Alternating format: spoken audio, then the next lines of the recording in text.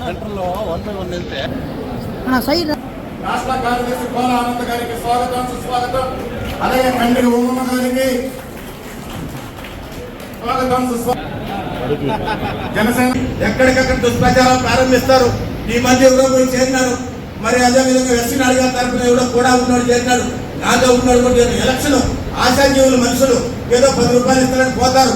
పోయిన మాట ఆనందం పంపించేసాడనో ఎస్సీ నాయుడు పంపించేసాడో లేదా ముద్రారాయణ పంపించాడు. ఈ దుష్ప్రచారాలు నమ్మబాకండి దయచేసి. పంపించేసాడని పీకేదేమైనా పోయినోడు సుధీర్ రెడ్డి ఓడించేయగలుగుతాడా గెలిపించేయగలుగుతాడా? మనం కూడా ఆత్మపరిశీలన చేసుకున్నాం. సుధీర్ రెడ్డి పోయినోడు ఓడించేస్తాడా గెలిపించేస్తాడా చెప్తాం. మనం కూడా పోతారు. డబ్బు గమ్ముడు పోయే నా కొడుకులు దొంగలు పోతా ఉంటారు. ఈ దొంగల గురించి మనం పట్టించుకోవాల్సిన అవసరం లేదు. ఈ దొంగ నా కొడుకులు గురించి ఆలోచించాల్సిన అవసరం లేదు. ఉన్నంత వరకు మనమందరం కూడా నీతి నిజానికి పనిచేద్దాం. నీతి అంటే ఆనంద్ తప్పు చేసిన దాచిపెట్ట తాగేది కాదు. ఇక్కడ చంద్రబాబు తప్పు చేసిన దాచిపెట్ట తాగేది కాదు. ఆడ కొట్టేసాయి తప్పు చేసిన దాచిపెట్ట తాగేది. ఏదైనా కూడా నేను ఎవరికి చెప్పాలా? సుధీర్ రెడ్డి ఓటు వేస్తే ఎవరికి ప్రజలకు చెప్పాలా? ప్రజలకు వెళ్తే కొడతారు. నన్ను కొట్టారు కొట్టండి.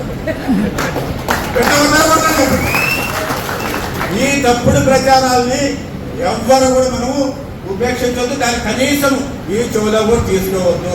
తప్పుడు నా కొడుకులు పోతారు, తప్పుడు మాట్లాడతాడు, తప్పుడు ప్రచారం చేస్తాడు. ఇవన్నీ కూడా మన కూటమిలో కుంపటి పెట్టేదానికోసం ప్రయత్నం చేస్తారు తప్ప ఇంకోటి కాదు. ఈ కుంపటంతా కూడా మనం ఆర్పాల్సిన అవసరం మనందరి మీద, మన నాయకుల మీద, మన కార్యకర్తల మీద, మనందరి మీద ఉంది.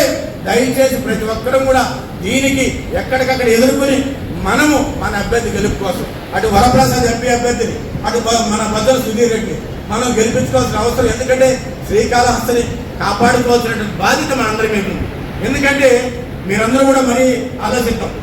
చూసాం ఈ 5 ఏళ్ళు ఏ పరిపాలన చేశాడు మధుసూదన్ రెడ్డి, ఏ రకంగా జరిగింది, ఏ రకమైన అభివృద్ధి. ఎక్కడ కాళహస్తి స్వర్ణముఖి నది మీద ఆ పక్క ఒడ్డు మీద మట్టి పోసాడు తప్ప ఇంకేమైనా జరిగిందా? నేను శంకుస్థాపన చేసిన రూములు, నేను వేసిన రోడ్లు, నేను కట్టినటువంటి ఆఫీసులు బిల్డింగ్ తప్ప ఈ తర్వాత ఒక్కటన్నా వచ్చిందా నేను అడుగుతున్నాను. ఏదీ రాలేదు.